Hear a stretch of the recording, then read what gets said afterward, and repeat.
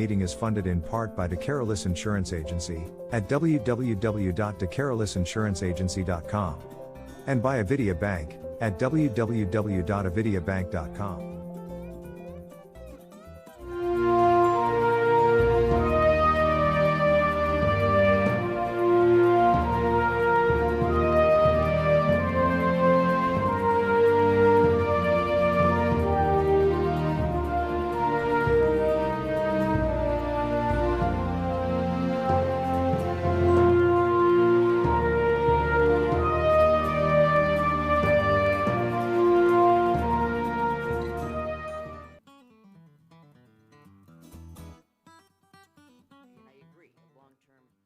Solution and engineer looking at it makes much more sense. But if we can do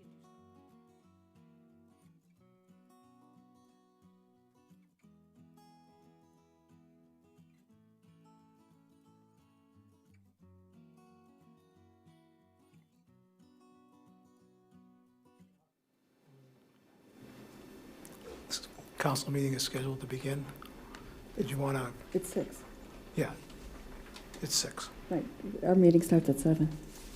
Well, we have a Ways and Means Committee hearing at 6 o'clock. Okay, well, the subcommittee meeting is not over yet. We're scheduled to start a council meeting, so maybe you want to reschedule or continue your subcommittee meeting?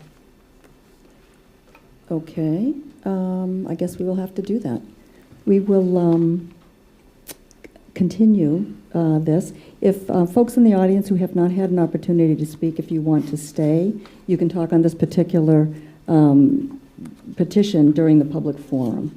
I thought that we'd have plenty of time, to be able to hear from everybody, and I'm sorry that we don't. But there is an opportunity to speak tonight on this petition during the public forum if you'd like to stay.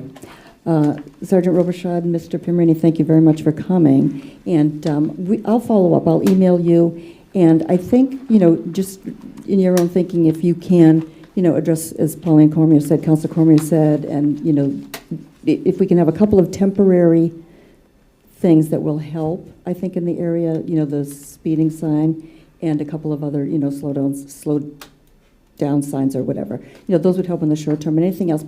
And then we do need to proceed with a comprehensive traffic study. We can talk about the timing of that, perhaps. Okay? All right. Thank you very much for coming. Thank you. Yep.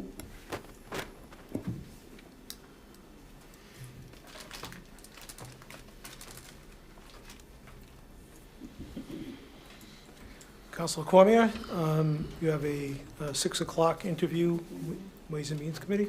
Thank you. I'm going to actually request at this time if Mr. Main is present, and I believe we have Mr. Votour, if you guys would just come up to the table. This is C-15, Dean J. Mazzarella, Mayor. Request the confirmation of Jason Main to the position of Veterans Director for the City of Leominster for a term of 3 years effective October 29th, 2024. I certify that said person is qualified to perform the duties which he will be required, and I make this designation solely in the interest of the City of Leominster. This was given regular course on October 15th, and we're here to speak with Mr. Main. I want to welcome you for being here. Councilors, you should have a copy of the original letter from the mayor's office. I believe I read that in the last time, and a copy of Mr. Main's resume from our last meeting that was allowed. So, Mr. Main, I want to thank you and welcome you. My name is Pauline Cormier. I'm the chairwoman of the Ways and Means Committee. I'm joined by Councilor Thomas Ardinger to my left, who is the clerk, and David Cormier to my right, who is the third member of the Ways and Means Committee. So I just want to welcome you and give you a couple of minutes so you can introduce yourself and tell us a little bit more about yourself. Thank you, ma'am. Thank you. So, my name is Chase Main. I'm a longtime resident of the area. I grew up in Westford and enlisted in the Navy when I was 17 years old. Served 26 years on active duty before retiring and returning back to the area. Lived in Bolton for a few years. I've been working as a part-time VSO in the city of the town of Leicester. I apologize. I'm fighting off a headphone, so I apologize very much. I have I run a nonprofit in my off time for Gold Star families. I'm the president of the Massachusetts Veteran Service Officers Association. I'm very passionate about taking care of veterans and their families and Gold Star families. It's not really a job for me, it's a calling, and I'm honored to be considered for this position.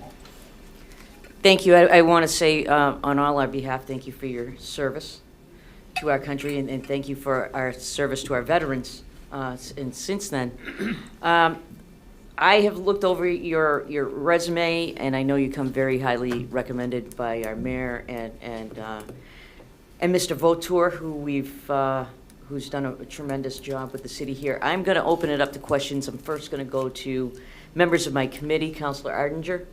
Thank you very much. Chief Maine, I have to tell you that reading your resume, I wish you had been here 20 years earlier, taking his place. I'm just kidding, but having a Navy chief here is an honor to have you, sir. So thank you very much. Thank you. It's a title that I'm honored to have. E9? Be a chief. I retired as the senior most E7 in the Navy on the day of retirement. Okay, thank you. Marine.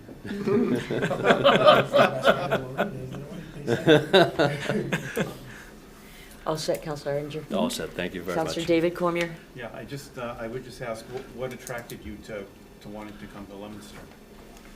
What attracted me to wanting to come to Leominster is I've been involved in a lot of things here in the town, just helping out Rick, or just being involved because I literally live 7 miles.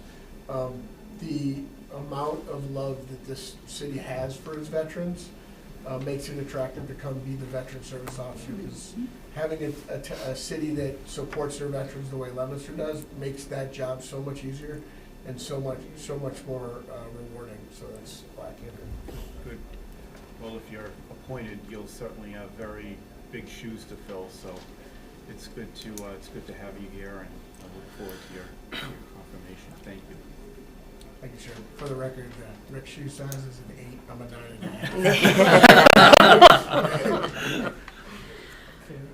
9.5. All set? Thank you. I'll open it up to the rest of the council. Is there any other councilors? I'm going to go first to our Gold Star wife, Councilor Claire Frieda. You waiting for my comment? I knew it was coming, man. I can tell everybody we know you know how to direct traffic. Yes, ma'am. You're an expert at it. The day of dedicating the bridge, you were phenomenal. You did a great job.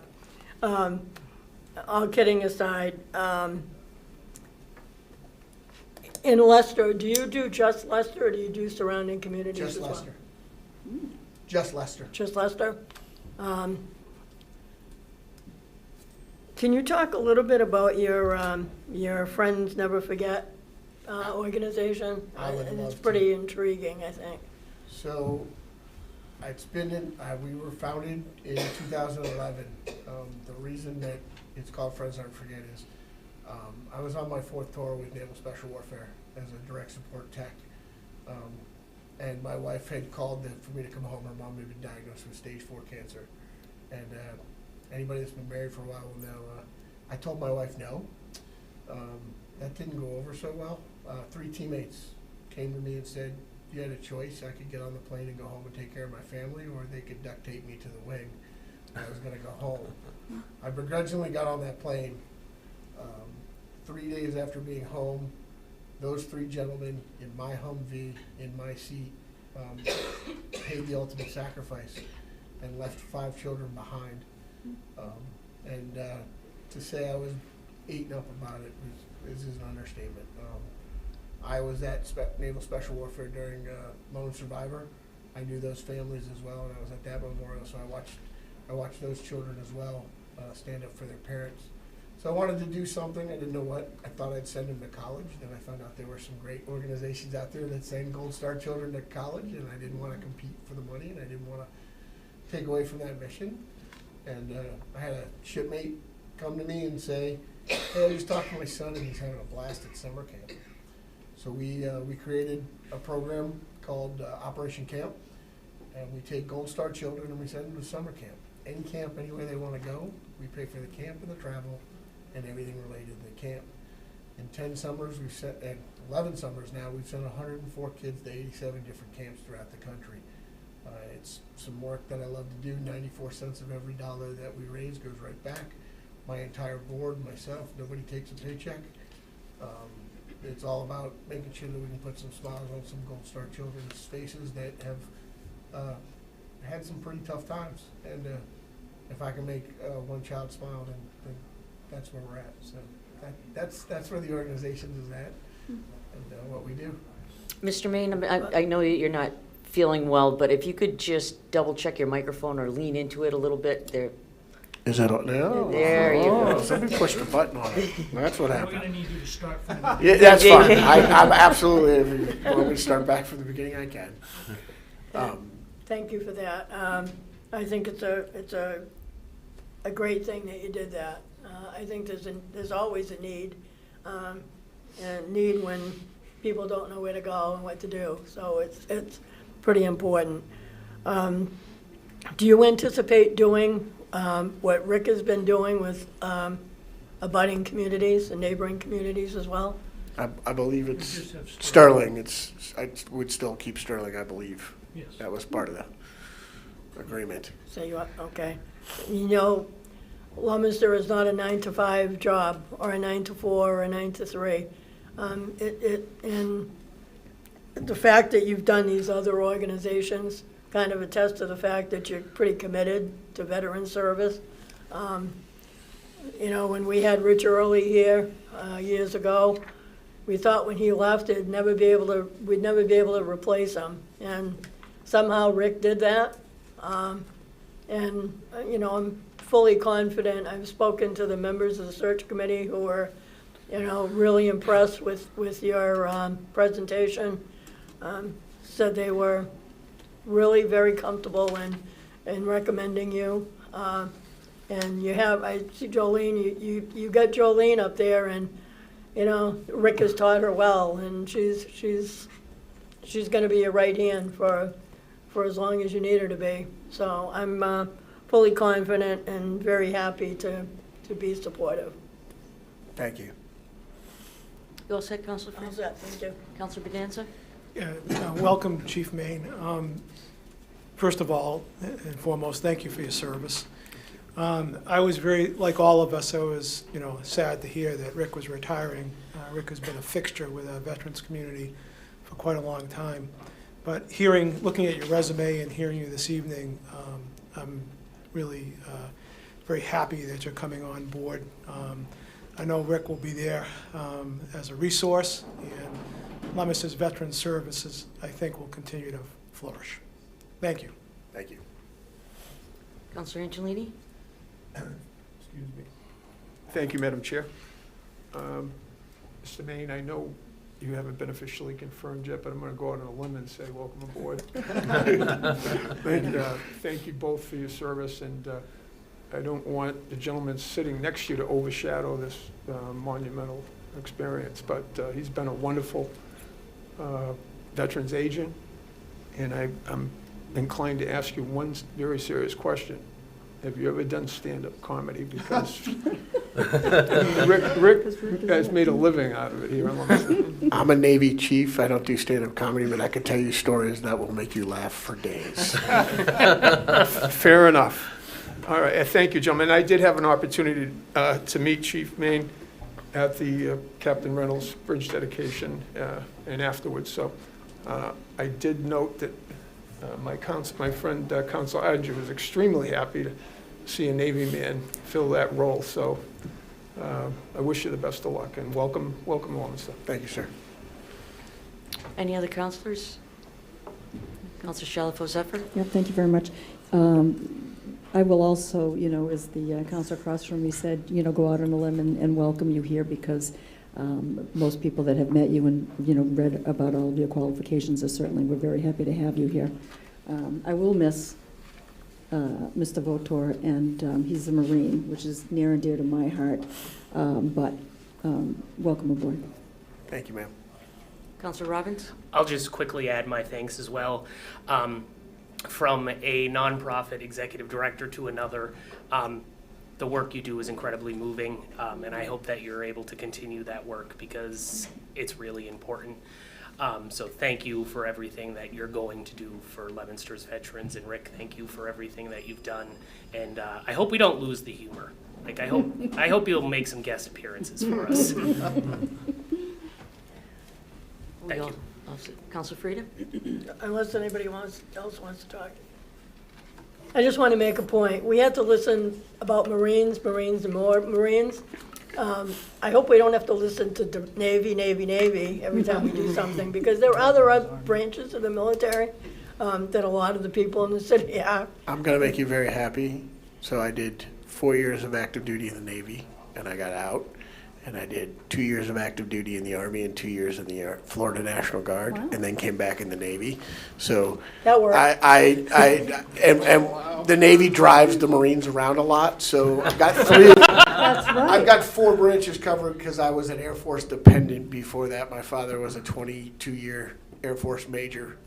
That's how I ended up in the area. He retired out of Hanscom. So I've got 4 of them. I couldn't join the Space Force. It was after I retired. So I think I'll be happy to talk about all branches of service because. Well, that's good that you drive the Marines around, because the Coast Guard helps direct them in a lot of different ways as well. So, All thank set? you. Yep. Well, I think I would be remiss if I didn't take a minute to thank Rick Votor on behalf of the council, on behalf of the city. We were all sad to hear of your deciding to retire, but we are very happy for you and wish you nothing but the best. And how about you put in your 2 cents for Chief Maine? I don't know if that's a smart thing. No, I just want to point out that the Department of the Navy, the Marines are a Department of the Navy. It's just a men's department. We're very fortunate to have Chief Maine. We interviewed 9 people, 3 Marines, and he just blew the panel away with his enthusiasm, his passion, his knowledge. I think he's going to serve the city well, and I think we're lucky to have him. Thank you, Rick. Any other comments, questions? Seeing none. Chief, thank you very much for coming in tonight. We're going to vote on this a little bit later in our agenda, but I'm going to ask the City Council President if perhaps we can move it up earlier in the agenda. You're welcome to stay for the vote, or you're welcome. I know you're not feeling well, so if you're not feeling well and you feel like you want to step out, that's fine. But we'll move it up and we'll get this done tonight for you. Thank you.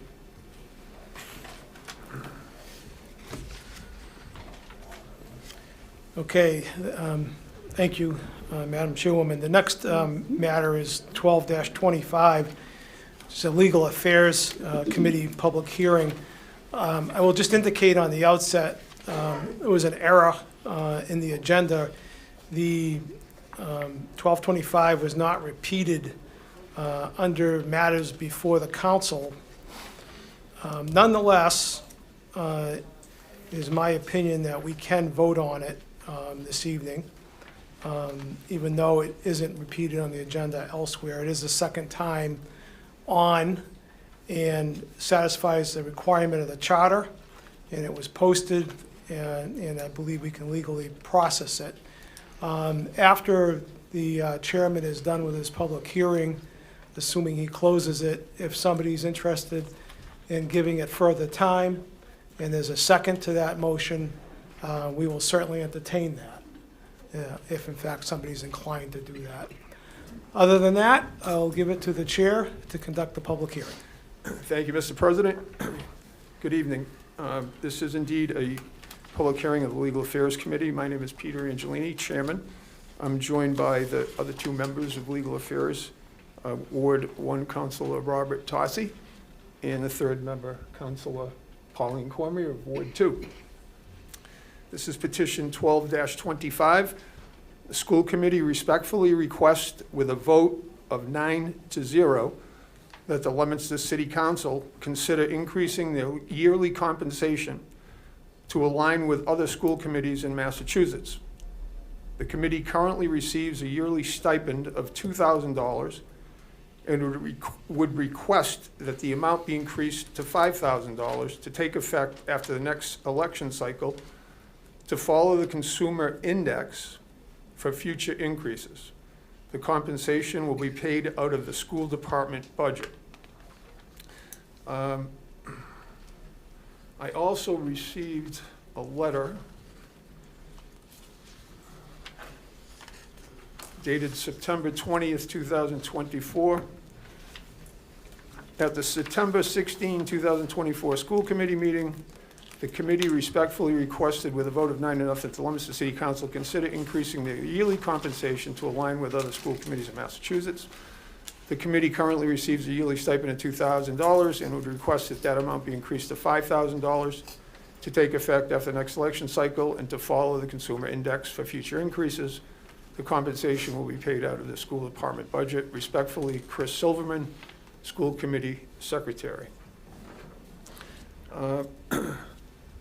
So I've heard the request from members' testimony here in the past, so I'm going to go to other members of my committee to see if they have any questions.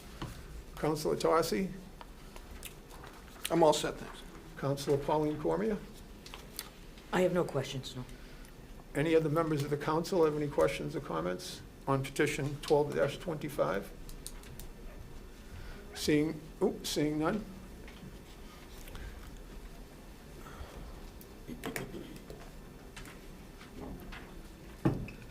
I'm going to go to the public. Is there anyone in attendance this evening that would like to speak either in favor of or in opposition to petition 12-25?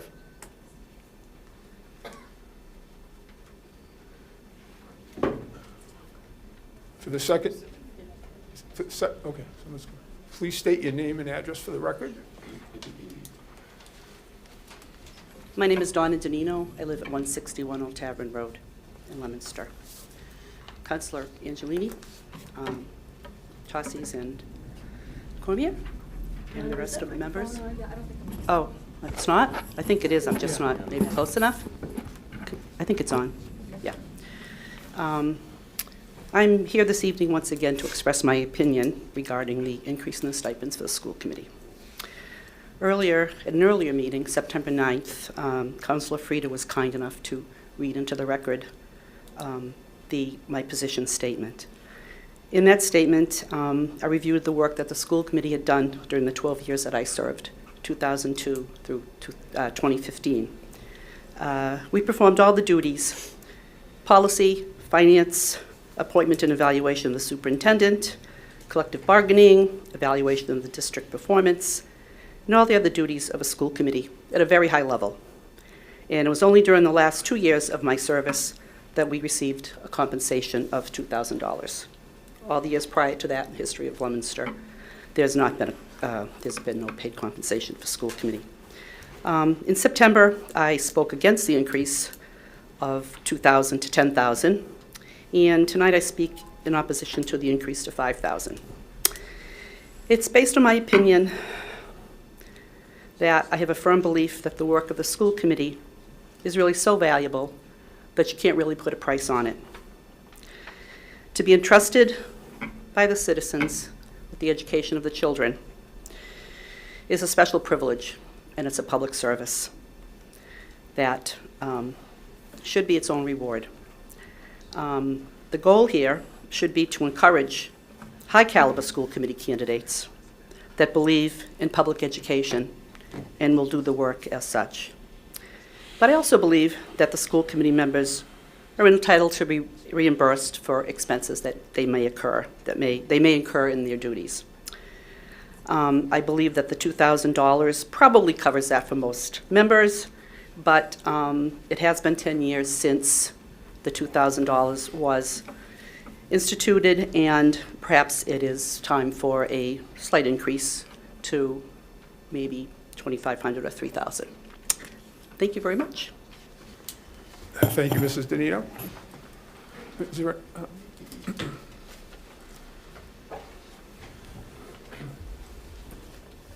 Good evening. Sue Kohler, 541 Miriam Avenue. And I'm here also to speak on the compensation for school committee members. I don't believe there's a rationale and equity by increasing the current school committee stipends from $2,000 to $5,000. I was quite disappointed to see that homework wasn't done. So I went back to see the increases of the city council. So from the past 15 years, the city council and the mayor have had a 35% increase. So school committee, 35% increase, that would be about $700 on top of their $2,000 stipend, which I think is reasonable. And then going forward, the CPI, and it should be consumer price index, not consumer index. You might want to correct that in the minutes, because I don't think people know what that means. So anyway, I certainly feel that school committee should get a raise. I'm not against that. But I think you have to be realistic. 150%, and I know we were at 4,000%, but now we're at 150. Let's be realistic. Everybody here or the city council had a 36% raise over 15 years. You know what? Give them 36%. And then, you know, tie it into the consumer price index. That's reasonable.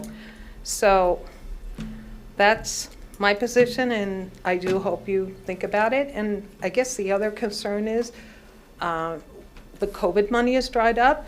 We've benefited from all these extra funds.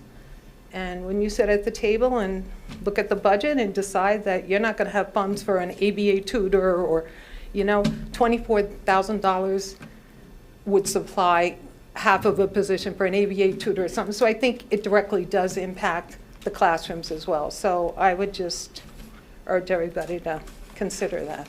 Thank you. Thank you, Mrs. Kohler. Is there anyone else in attendance this evening? Sure. I wasn't sure quite on the protocol if the school committee was going to be given an opportunity to speak, but I'm Eileen Griffin from 135 Highland Ave. I have served on the school committee for 30 years, 20 of those without any compensation, so I certainly understand the, you know, what folks were talking about serving. I'm not doing this to make any money. I have not, trust me, made any money over the course of my time being on the school committee. We are elected officials, just like the city council are. The city council also, what I think people neglected to say, also get health insurance. We serve the same constituency. You have a much broader scope. Ours obviously is very narrow, but very important. It's the education of our students, our children in Leominster. We provide, the scope of what the school is asked to provide has greatly increased in those 30 years. Not only are we charged with educating children, we're also charged with social emotional well-being of children, equity, and really helping those that are less, you know, more vulnerable, less fortunate. We certainly, you know, the scope of what an education encompasses has greatly broadened over the last 30 years. You know, I think that we want to continue to have folks come to the table and who are passionate about education. This is just a little compensation to offset some of the things that many of us are involved in, attending various functions, and you know, obviously reimburse us from some of our time. Some members have childcare situations that they need to, you know, offset, things like that. So I think, you know, over the scope, we haven't had a raise in 10 years. We did talk to our business director, who has assured us that we do have the finances to sustain this. In addition, anybody in the committee can always turn back their amount of money that they're getting compensated for, their stipend, if they so choose to, or if we felt that that was needed in the school budget. So I just wanted to say that, and we do have, I think, 8 of our 9, or most of our members, only 1 member is missing, so I think everybody wanted to say something.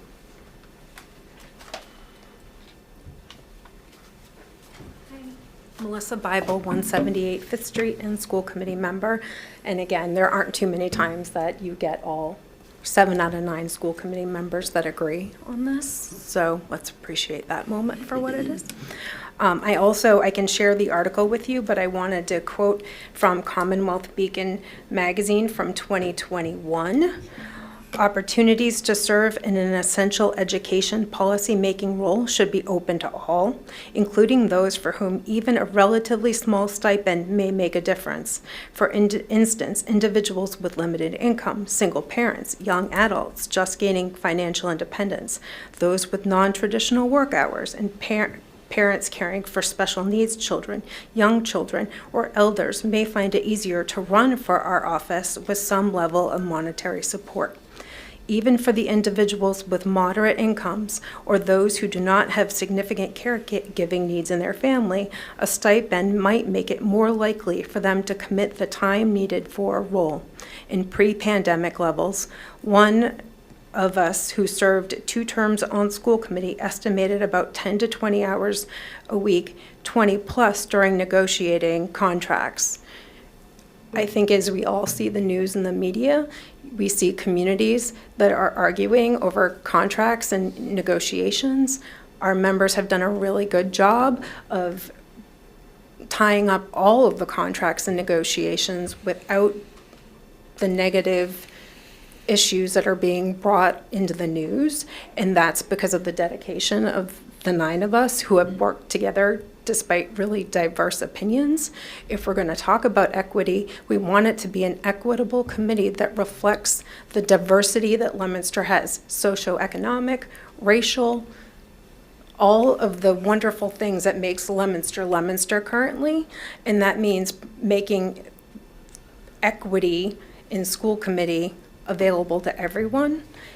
As someone said, we do reflect the community, and we are here for the kids of Leominster. That's why all of us have gotten in.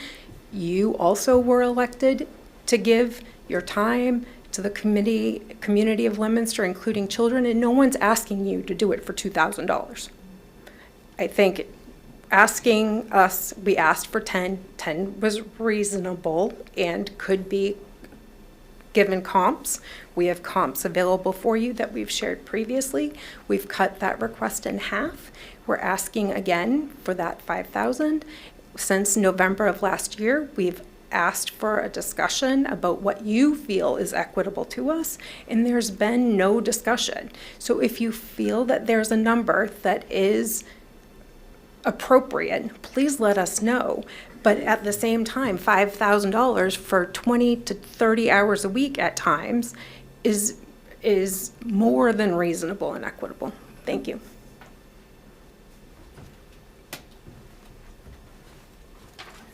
Hello folks, my name is Josh Bowdridge, 10 Tisdale Avenue, school committee member. And I want to echo the same concerns that Melissa and Eileen both stated. The issue of equity for me is important because if you look at this diversity of our school system, our committee certainly does not represent it. And we want to make sure that this stipend isn't something that gets in the way to that. So it's not free for us to run for school committee, just like it's not free to run for city council.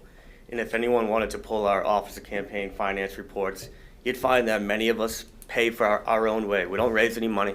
We don't ask the families that we represent for donations so that we could represent them. We pay for that ourselves. So just to get there, there's an entry cost of admission. And that's a barrier to a lot of people. It shouldn't just be the people who have day jobs who can afford to step away and do this work. It should be available to everybody. It shouldn't be the people who can take time off of work and attend these extensive meetings. I attended all the negotiation committee meetings this year. Luckily, I'm blessed enough to have a little bit of vacation time that I used on all that. No, I can't use it on vacations, but that's another point. But it should be accessible to everybody. It's not free, and it's not like we're asking for a huge stipend. I understand that, the issue of the budget comes up. In Leominster, one of the things that we're proud of with the COVID money is that we didn't tie it to anybody's salary, because that's not sustainable. And we agreed upon that as a group. Both the committee that sat before the current one and this one, continue that tradition where the COVID money did not pay anybody's salary. It went into capital investments, program enhancements, and things of that nature. Things that wouldn't be changed, impacted negatively if that money dried up. As you can see, cities and towns across the state who didn't do that are facing a lot of trouble. That is not us. So that early concern that was raised, that is not a thing in Leominster. We had the foresight enough to avoid that. So again, I'm just speaking on behalf of my opinions. I'm glad to stand here with my current school committee members and just issue the fact that let's remove a barrier and make it available to everybody to run and everybody to represent their communities, not just the ones that we live in.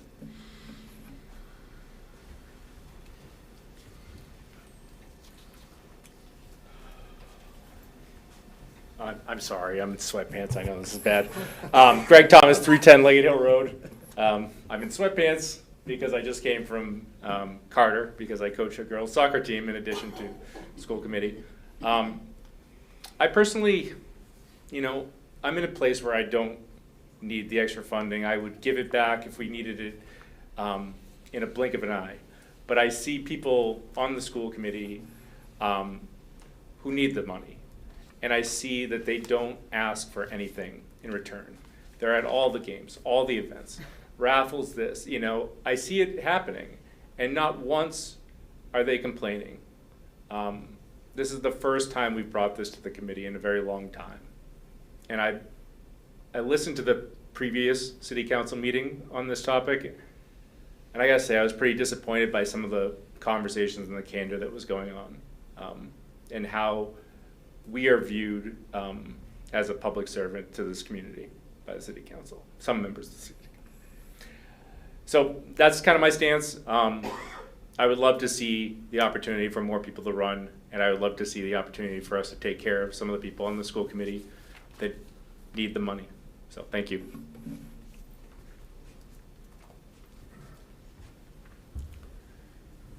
Is there anyone else in attendance this evening that would like to speak either in favor of or in opposition to petition 12-25?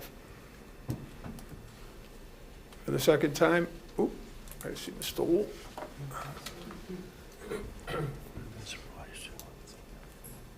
Good evening. My name is Ronnie Wool. I represent Ward 2A, B, and C. I have complicated feelings about this issue. I already said my part about that, but we voted 9-0, and so I have to go along with the committee. The issue about the monies, even if you refuse to get paid, even if you refuse the money, you still have to pay a tax on it. So don't try and hide that. I don't think, we get $2,000. I was against the $2,000 when it first was put in. Yes, it's for the community service. When I first ran for this office, I wasn't looking for any money. Never have. Yes, I had to use my own money. I had to use cans of Coke that I found on the side of the road to fund my stuff. It was always out of my pocket. I never went asking for money for signs. I did it because I wanted to do it. Community service, yes. I wanted to give back to the city because it sounds chintzy, but they welcomed my parents when they came here, when they first immigrated from Quebec. And so, it's all about community service, about providing services to people who need it. Whatever race, color, creed, religion, it doesn't matter. It's a public entity, the schools. And I just feel that, the monies, yes, we're going to have enough money to pay for this stipend, but it's with a jaundiced look on my part, because I still think we should be doing it for nothing. Yes, there are school committees in the state and in the country who are getting more money than we'll ever see on the sunshine. But I have misgivings about it, even though, yes, I'm here to support it. That's it. Thank you, Mr. Hool. See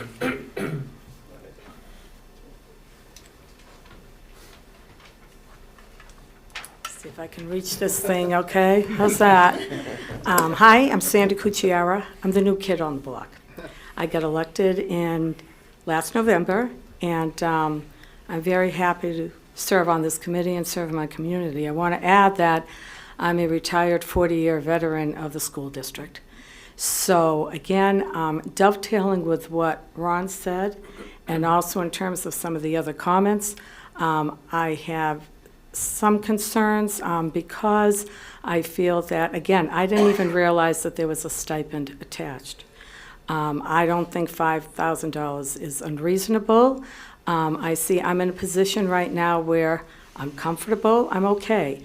But I do think that this amount would possibly entice other people, other persons, other parts of the demographics in this city to want to run for school committee and to want to serve this wonderful community, because I came here from other places.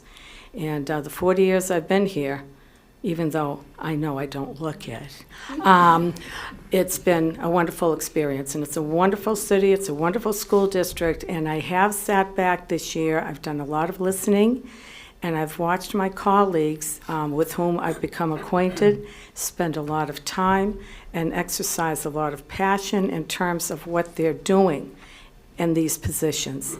So it's not to be taken lightly. So even initially, the first amount I was concerned with, as I said, dovetailing with what Ron said.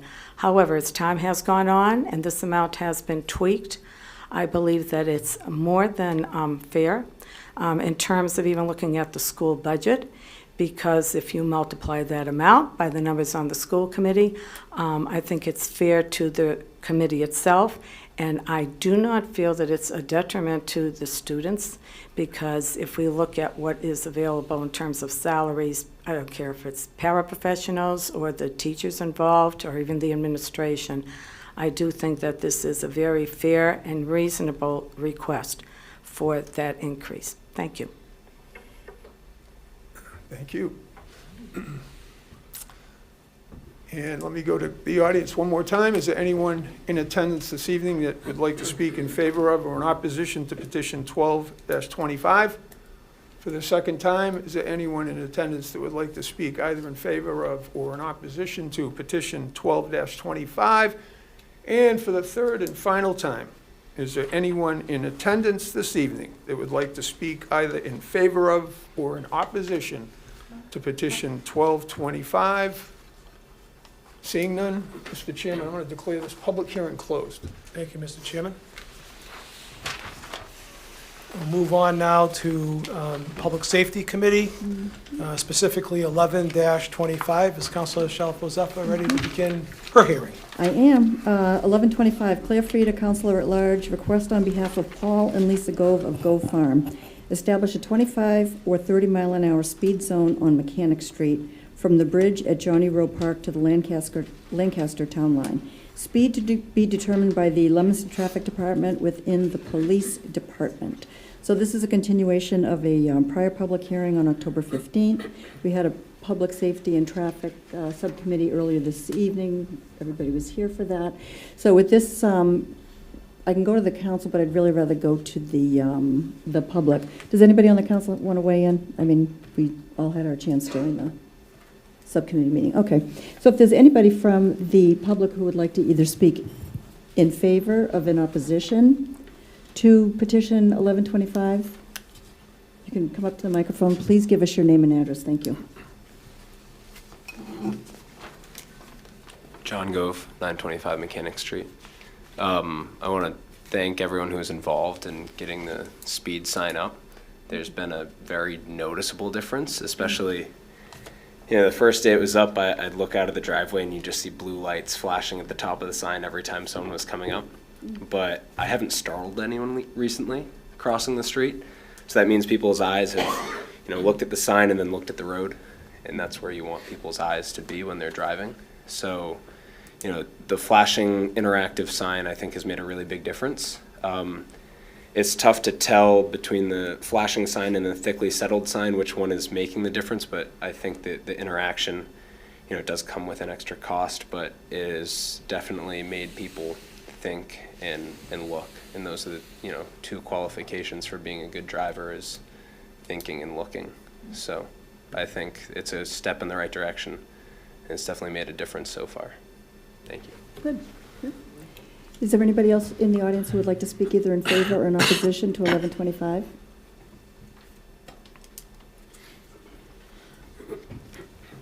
Lisa Gove, 925 Mechanic Street. They spoke to the noticeable difference. It's crazy how slow everyone's going. It's great. It takes me a long time to wait for cars to get out of my driveway. One thing we wanted to say was we so appreciate you just listening, but next year what we're hoping to do is change how you can enter and exit the parking lot to address the fact that people make bad decisions and take a left from the exit that's towards the top of the hill, and people turn in that driveway as well. So kind of like at Hannaford's, maybe that will be an exit only, right turn only, and then the exit and entrance, the farther one to the east, will be the one where people can come and go in either direction. And maybe that will help our cause as well. I think I said last time we already have our employees only crossing at the top of the hill so that they can see what's coming. And then I just wanted to say one thing that happened to me on Friday. I was driving towards Leominster on Mechanic Street coming down the hill, and I pumped my brakes. I was going pretty slowly. The school bus did not see me and pulled right out in front of me. I had to slam on my brakes. At first I thought, what is she doing? Then I realized she just didn't see me. So Clara's right. My worst fear is watching something horrible happen and not being able to do anything about it. But I really appreciate everybody just listening to what we have to say. So thanks. For a third and final time, is there anybody who'd like to speak in favor or in opposition to 1125?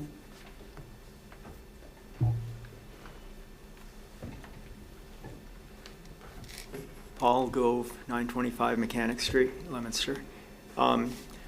Like you say, we have a front row seat, and today I spent a fair amount of time in the fields that were right beside the temporary traffic sign, and what a difference it has made. And I did see people at the bottom of the hill register 48 miles an hour, and they all slowed down. Almost all slowed down to 35, and 35 was really, if everyone was going 35, that's fine. It's just the people who don't. And yes, I think a comprehensive study would be good for the other areas on Mechanic Street, but if the last 2-3 days are any indication, this is really helping a lot. Thank you for everyone who involved.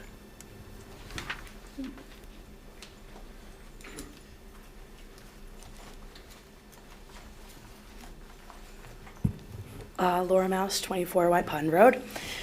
So I wasn't able to attend the first meeting, but I hear that it went over with great success, and the quick response with the sign on the street has been amazing. I was working with Paul in the field today, and being able to watch people slow down was wonderful, because it's scary. I'm probably going to reiterate things that were said at the first meeting, but it can be terrifying crossing the street and knowing there's nothing between you and the cars that are coming 48 miles an hour up the hill. And there's nothing between you or the kids that are in the back of the truck that you're taking to and from the field, nothing between them and the car coming 48 miles up the hill. So the quick response has been wonderful. The flashing sign makes a very big difference. And I think that even though it may be more costly to put in a sign that's going to flash and going to show you what your speed is, it's important, because how much are the lives of those kids on the back of the truck worth? That's important to the community as a whole. And when you look at the documented accidents, that doesn't document every near miss we see every day, especially when we're open during the season. So what worries me is that maybe as the winter comes through, we're going to lose track of this conversation. The sign will move in 2 weeks to another location. So I just hope that we're going to keep talking about it, eventually do the comprehensive study, because the whole stretch is kind of a mess. But yeah, let's just not lose track of where we are and the progress we've already made. And thank you. Thank you. Thank you. Okay. For a final time, is there anybody who'd like to speak in favor or in opposition to 1125?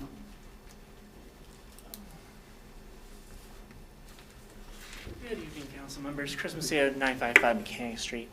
Again, reiterating everyone said before, we appreciate you taking the time to listen and hear what we have to say and so forth. The temporary sign has been great. I appreciate Sergeant for coming and explaining everything to us, what they're doing. One thing I would think, maybe being a little more scientific in that sense, maybe putting the radar sign, maybe we put up a more permanent sign just over the hill and see how effective that the sign has as people are going over. And we do this probably periodically down, as time goes on, to see if we can limit any incidents from happening and so forth. And for that, I just want to say thank you. And then hopefully for the next subcommittee meeting, we may have a longer time so we can get everything addressed that needs to, and we're not interfering with anyone else's time that's allotted and so forth. So, but thank you everyone's time. I appreciate it. You're welcome. Okay. For final time, is there anybody who'd like to speak? No? Okay, good. All right. At this point, I would like to keep the public hearing open. I do want to come back and revisit the speed limit once all of the data is in.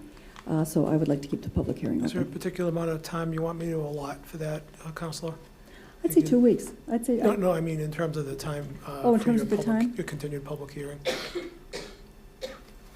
Is 20 minutes adequate? I think 20 minutes. I mean, we had a half an hour, but I'd say 20 minutes. I'm going to suggest 6:30 on 11/12. Well, we can vote on that when we get to the regular agenda. On November 12th. Okay, good. Yep. Thank you. You're welcome. Okay, we still have a few minutes before we have to start the meeting. Councilor Angelini, if you want to start the public hearing on 5-25. Thank you, Mr. President. Mr. Boyle, Ms. Wood, would you approach the bench?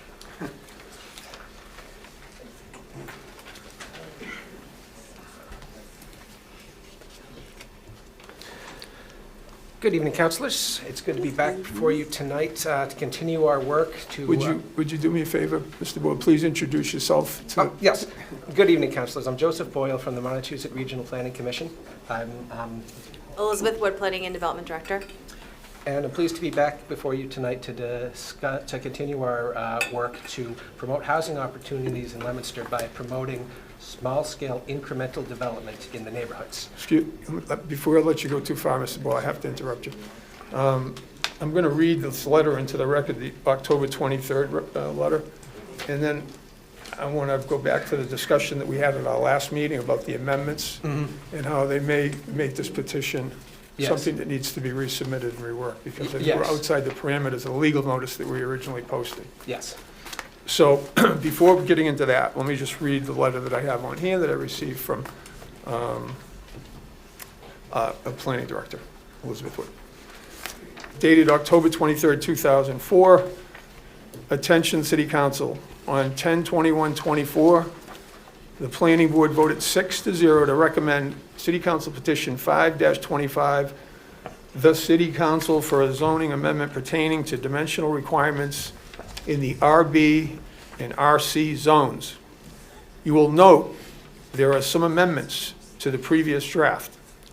Please review the attached language, which includes the board's edits, and consider making an amendment to the zoning ordinance. Both Joseph Boyle, MRPC, and myself will be in attendance at the 10/28/24 City Council meeting to go over the edit and answer any questions. Regards, Elizabeth Wood, Planning and Development Director.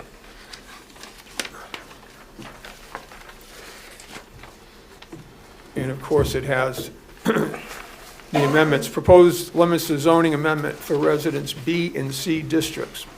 Amend Article 1, Section 20-40, Table of Dimensional Regulations as follows.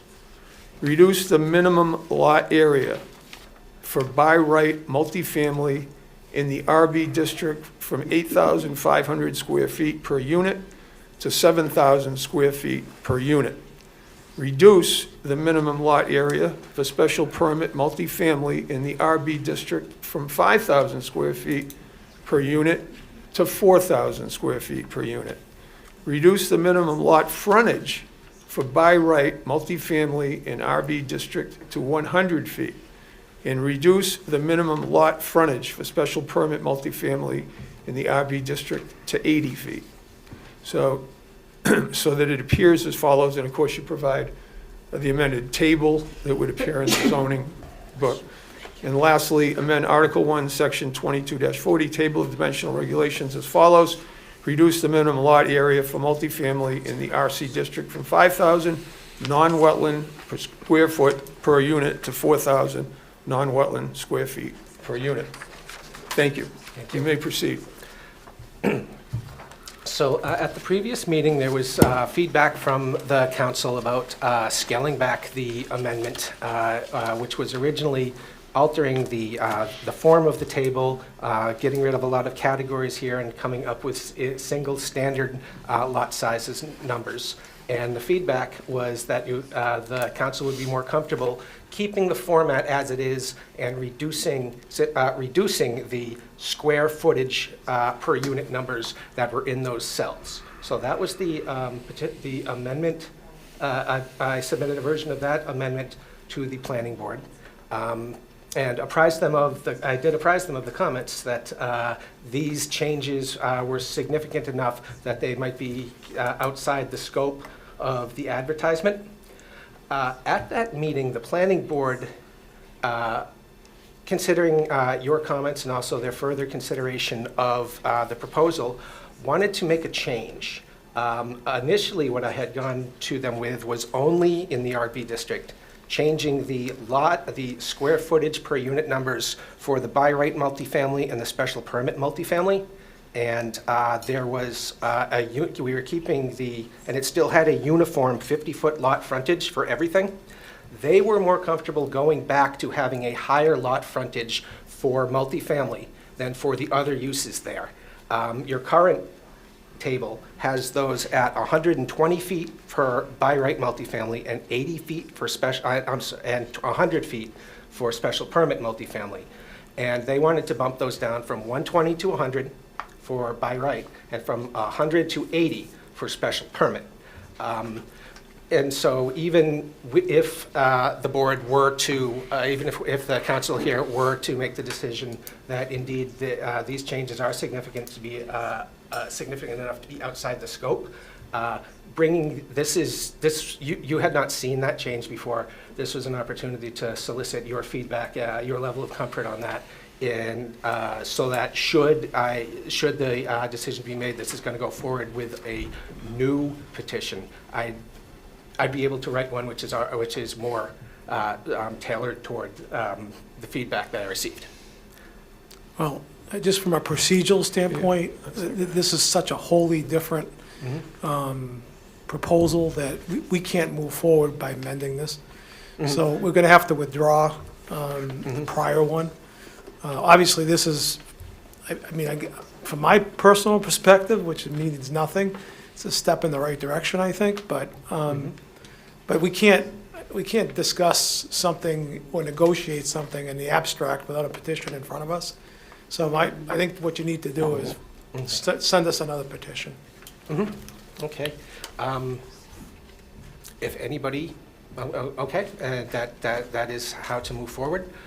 If anyone on the subcommittee or on the council as a whole had any further feedback on what was being proposed here, that could only be of assistance.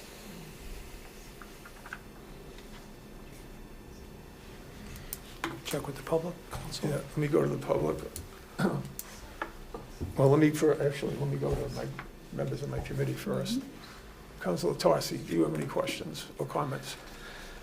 Yeah, so do we know what the repercussions of these changes are going to be to the people of Leominster? I mean, it just seems like we're going to kill the goose that laid the golden egg. I mean, we have such high property values, everything's going so well in the city, that now we're changing all this zoning stuff, and we already have too much traffic. And I just feel like we're going to cause ourselves long-term problems with all these changes. That's all. Thank you, Councilor Tarsi. Councilor Pauline Cormier? I have no questions. I don't think that there's much that we can do tonight until we get the next proposal. I'm just looking at it now, thinking we're probably going to have another, when we get the new proposal, be able to sit down, probably have a subcommittee hearing on that as well to get it better. I'm still trying to get a good grip on what this means for all of us. So I think with the new proposal, we're going to be right back to that same place. So, Anyone else on the council? I'm sorry, Council, I'm assuming you were finished, Councilor Coleman? am. Thank you. Anyone else? Councilor Frida? Yeah, just for the record, I just want to make it clear that, Mr. Boyle, you mentioned a number of times that the council, you told the planning board that the council didn't like what you're proposing. I don't think it was the full council. We had no discussion about it. I don't know how I feel about it, but we had no discussion. So I don't think you should generalize. We didn't vote. We didn't have a discussion. So it isn't the full council that has the same feeling. There were a few feelings that were put forth with you.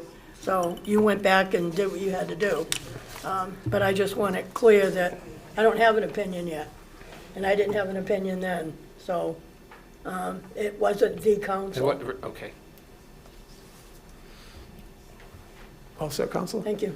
You're welcome. Anyone else in the council have any questions or comments? Okay, seeing none, let me go to the public. Counselor, it's 7 o'clock, so I'm going to ask that for a motion. I'm sorry, I'm going to start the meeting, then I'll ask for a motion to recess. That's fine. Allegiance to the flag of the United States of America and to the republic for which it stands, one nation, under God, indivisible, with liberty and justice for all. And I'll take a roll call of the councilors in attendance, starting with Councilor David Cormier. Present. Councilor Pauline Cormier. present. Councilor Thomas Artinger. Present. Councilor Angelini. Present. Councilor Tossi. Present. Councilor Shalfo Zephyr. Present. Councilor Robbins. Present. Councilor Frida. Present. I'll mark myself present. All 9 members of the council are in attendance. Does the chairwoman of records have a report? Thank you, Mr. President. The minutes of September 23rd, 2024, I believe we have a couple of just little corrections that we're going to make in the clerk's office. Otherwise, I find those to be in good order, and I'd ask that those be placed on file. Those may be placed on file unless there's an objection.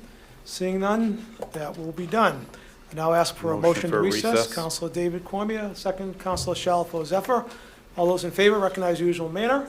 We are in recess. Councilor Angelini, I think we are wrapping up. If the council had any comments, and then on to the public. Yes, that was going out to the public. Is there anyone in attendance this evening that would like to speak either in favor of or in opposition to petition 5-25?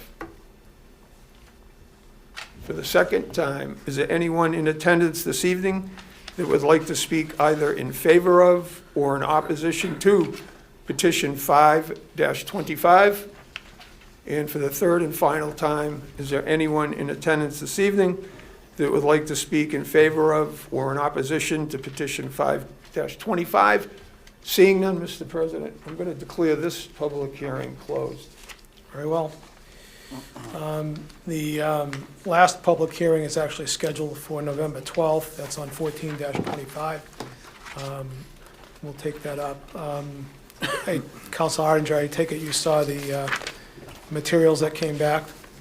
Are you going to be going forward with this, or? I think we should just do the public hearing on 11/20 schedule. Okay, very well. Okay, now the public forum. Public forum is an opportunity for any member of the audience to speak on a matter specifically listed on the council agenda. Speakers will be asked to come to the microphone and state their formal name and address, along with identifying the specific item or items they wish to address. Each speaker is respectfully asked to keep their comments within a 2-minute time frame. The council will not be responding or answering any questions. However, at the discretion of the council president, clarification may be given. We had 2 sign-ups, Susan Kohler and Donna Danino. I don't know if they're still here or wish to speak. Okay. Thank you. Councilor, Thank you very much. okay, thank you very much. All right, in terms of people who have not signed up, is there any member of the audience that wishes to speak on a council agenda item this evening? And for a second time, is there any member of the public that wishes to address the city council on an agenda item? And a third and final time, is there any member of the public that wishes to address the city council on an agenda item? Seeing none, I'll declare the public forum closed. And we will now move to communications from the mayor, starting with C-17. Dean J. Mazzarella, Mayor, requests an appropriation of $250,000 be made to the police department public safety overtime account, the same amount to be transferred from the stabilization fund. This is referred to the chairman of finance. C-17 is first time on the calendar, Mr. President, regular course. Very well, C-17 may be given regular course. Moving on to C18, Dean J. Mazzarella, Mayor, requested an appropriation of $75,000 be made to the ALS ambulance overtime account, the same to be transferred from the stabilization fund. This is referred to the Chairman of Finance. First time on the calendar, Mr. President, regular course. Very well, C18 has been given regular course. Moving on to appointments. And C19, Dean J. Mazzarella, Mayor, requests a confirmation of the permanent appointment of Ryan Malatos to the position of Chief of Police for the City of Leominster. I hereby certify the person is qualified to perform the duties which will be required, and I make designation solely in the interest of the City of Leominster. C19 is referred to the Chairwoman of Ways and Means. Thank you, Mr. President. Regular course, please, with an invitation to Ryan Malatos to come down and meet with us here in the City Council chambers. Okay, why don't we try doing that at 6:20 on 11/12? Sounds good.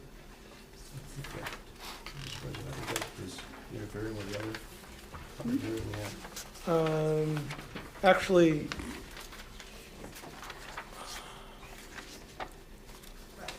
On yours? No. this is at 6:40. 6:40, I'm sorry. That's okay. Yeah.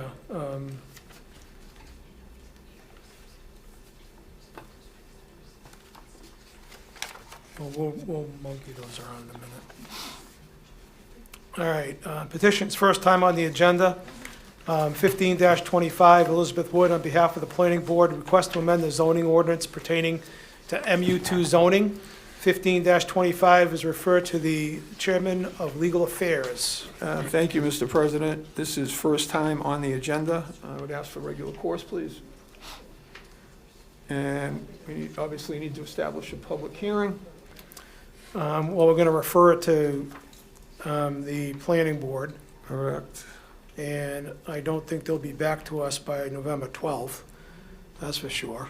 So do you want to schedule this for the second November meeting? I was thinking maybe, at least the second one, because if they're going to resubmit the other petition, if we're going to have a subcommittee meeting, we might be able to handle both of them. So what's our second November meeting is the 26th, is it? Yep. Or we could throw it into the December meeting. It's up to you. Let's put them in the December meeting, that will give the planning board time. What's and our we won't be into first, the- Ninth. 9th? All right, so 12/9 at, let's say, 6:20, how does that sound? That sounds wonderful. All right, so you've heard the request from the chairman of the Legal Affairs Committee to give 15-25 regular course, refer it to the planning board, and schedule a public hearing on December 9th at 6:20.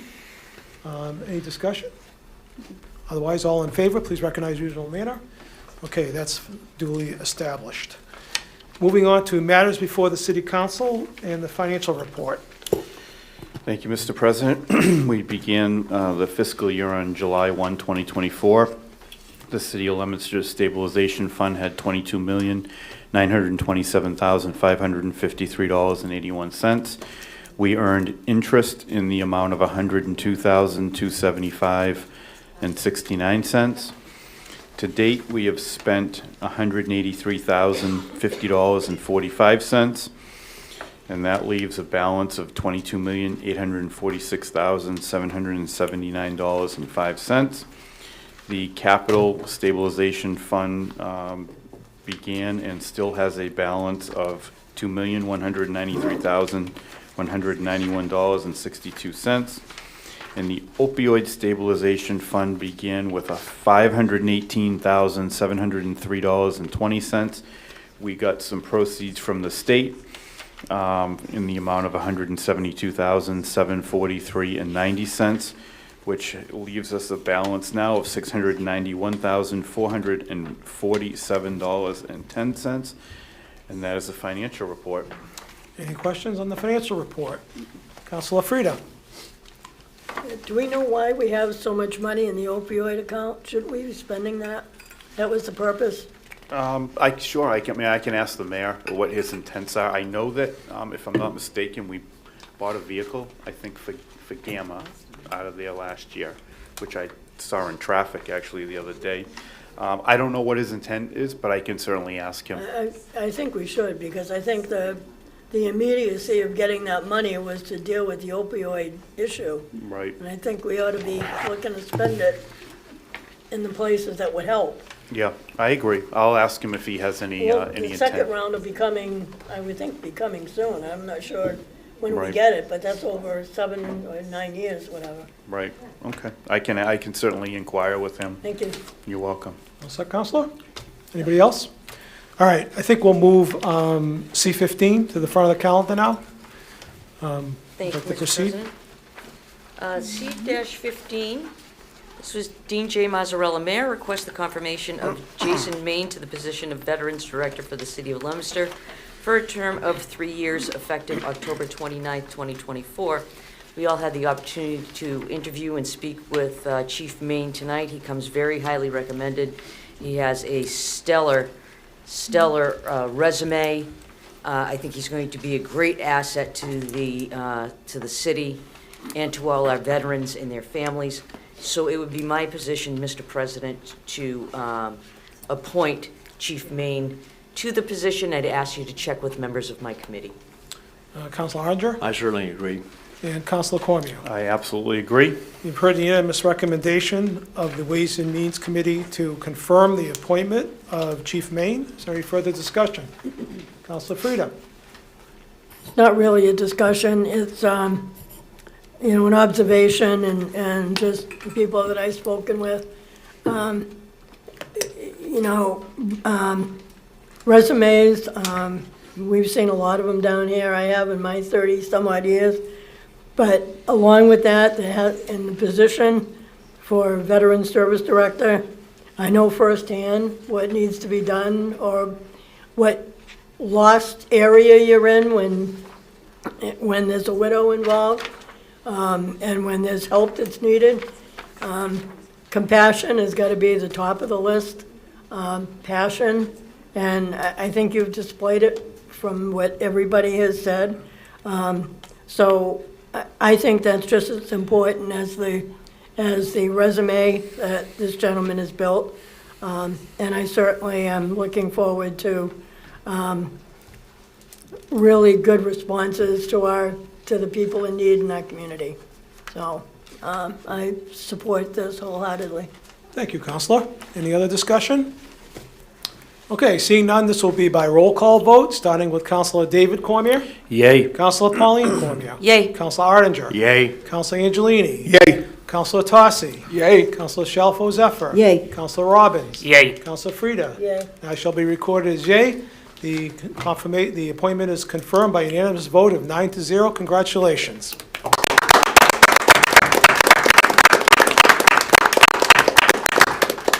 Should we pipe you aboard? All right, back to finance. And C11, is the chairman ready to report? Yes, Mr. President. C-11, Dean J. Mazzarella, Mayor, requests that an appropriation of $3,500 be made to the forestry overtime account, the same amount to be transferred from the stabilization fund. I had a conversation today with Ray Racine. Basically, most of this money, if not all of this money that was spent, is for police details that are required when they're taking trees down. Whatever tree work they've been doing so far, they've had to pay these details. It's a requirement. So it would be my recommendation that we grant C-11, and I'll ask that you check with members of my committee. Counselor Pauline Cormier? I agree. Counselor Angelini? I'm in agreement. You heard the unanimous recommendation of the Finance Committee to grant C-11. Is there any further discussion? Seeing none, all those in favor of granting C-11, please recognize the usual manner. By vote of 9-0, C-11 has been granted. Does the chairman have an order? Yes, Mr. President, not in front of me, but I can make one. Ordered that the sum of $3,500 be made to the forestry overtime account, the same amount to be transferred from the stabilization fund. Move for the adoption of the order. You've heard the request for the adoption of the order. Is there any further discussion? Seeing none, all those in favor of adopting the order, please indicate by saying yea. Yea. Anyone opposed? The order is adopted. Moving on to C-12.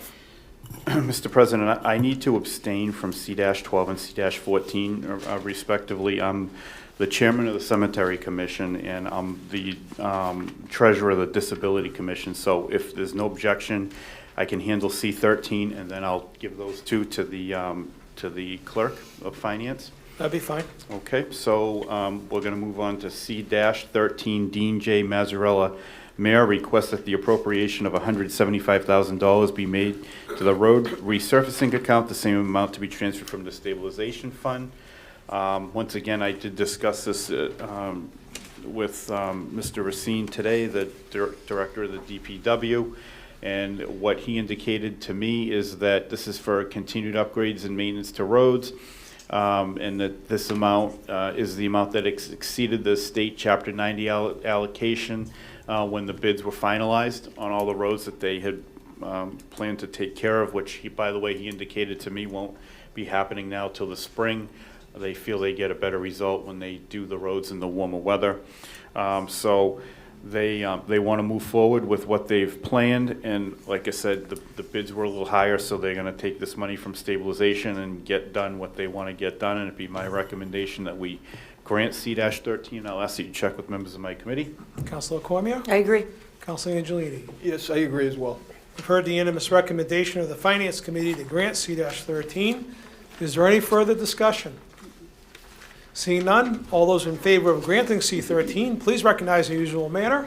Anyone opposed? By a vote of 9-0, C-13 has been granted. Does the chairman have an order? Yes, Mr. President, ordered that the sum of $175,000 be made to the road resurfacing account, the same amount to be transferred from the stabilization fund. Move for the adoption of the order. We've heard the request for the adoption of the order.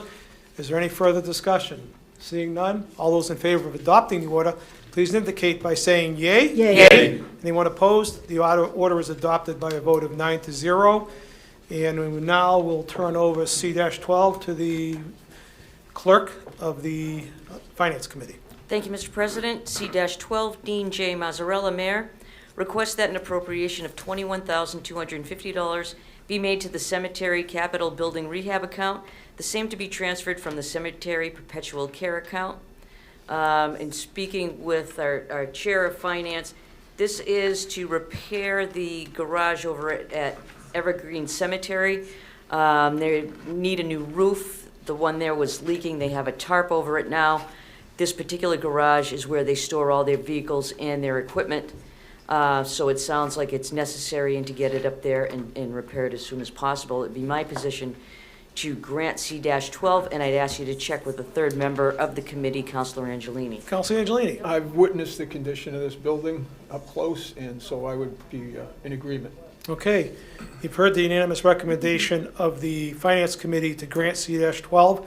Is there any further discussion? Councilor Frida? I just have a question, and I don't know if the vice chair of the committee has an answer. Do we know what the balance of that, what that account is? I do not. I can find that out and have that for you for the next meeting. Roughly about $1 million, I would say. Pretty close. The perpetual care account, that's what you're talking about. Thank you. Okay, any other discussion? Seeing none, all those in favor of granting C-12, please recognize the usual manner. Anyone opposed? By a vote of 8-0, one abstention, C-12 has been granted. Does the chairwoman have an order? I do, Mr. President. Order that the sum of $21,250 be made to the Cemetery Capital Building Rehab account, the same to be transferred from the Cemetery Perpetual Care account. Move for the adoption of the order. You've heard the request for the adoption of the order. Is there any further discussion? Seeing none, all those in favor of adopting the order, please indicate by saying yea. Yea. Anyone opposed? The order is adopted by a vote of 8-0. Moving on to C-14. Thank you, Mr. President. Dean J. Mazzarella, Mayor, requests an appropriation of $4,000 be made to the FY 2025 Parking Enforcement Overtime account, the same to be transferred from the fiscal year 2025 Disability Parking Fee account. In speaking with the Chair of Finance, this is a police detail that police officers can sign up for, and it's to enforce handicap parking. And the money that is created during the enforcement of the handicap parking basically funds this as well. So it's paying, and the money is both paying and coming into the same account. And this is very important, as we know the handicap parking issue and the enforcement in the city, in the area. So it'd be my position to grant C-14, and I'd ask you to check with the third member of Finance, Councilor Angelini. Councilor Angelini? I'll make it unanimous, Mr. President. Very well. You've heard the unanimous recommendation of the the Finance Committee to grant C-14. Is there any further discussion? Councilor Frida? At the risk of sounding like I'm being picky, when a council has to abstain, there should not be discussions with the other members of the committee when there's an abstention and there's a conflict. I realize that's not always understood, but I think in the future we need to be careful with that. I mean, the councilor who abstained, that's his right and his choice. I don't think he's conflicted. I don't think he has to abstain, frankly. So, but that is his choice. I understand your point, but I don't think he's legally required to abstain. I would think he is, if he's got a conflict. I mean, it is a conflict, and I don't think it's a conflict. That's just my opinion. Okay. All right, well, thank you for your observation. Mr. President, if I can just clarify, Yeah. I was, as a courtesy, Councilor Cormier reached out to me to say, by the way, I am going to intend to abstain from these two, so can you be prepared? And I asked him for what information that he had regarding those, so that I would be prepared. So he did that as a courtesy to me, and the information is information that he had prepared for himself, that I was allowed to review to prepare for this evening. So I understand what you're saying. I get that. I'm not saying it's on your part. I'm just saying that if someone sits on a committee, he's got a vested interest in both these committees. Correct. Right? I mean, that's the way so he shouldn't be offering any kind of an opinion to you as far as the vote goes. That's the only. Well, he's not voting, and he is a member of the Right, committee. he's not voting, so he shouldn't be discussing it. That's why you have to leave the room. Well, but he's not discussing it in public. I mean, he doesn't cease being a member of the committee. We can have a difference of opinion on it. All right. It's just Okay. I think we need to be careful on how we do it, that's all. All right, you made your point clear. Anything further? All right, so we have unanimous recommendation to grant C-14. Please recognize the rules of manner. By a vote of 8-0, does the chairwoman have an order? I do, Mr. President. Order the sum of $4,000 be made to the fiscal year 2025 parking enforcement overtime account, the same to be transferred from the fiscal year 2025 disability parking fee account. Move for the adoption of the order. You've heard the request for the adoption of the order. Is there any further discussion? Seeing none, all those in favor of adopting the order, please indicate by saying yay. Yay. Anyone opposed? The order is adopted, 8-0. Moving on to legal affairs. Councilor Angelini, did you want to take up 12-25? Yes. Thank you, Mr. President. Once again, 12, let me go back to my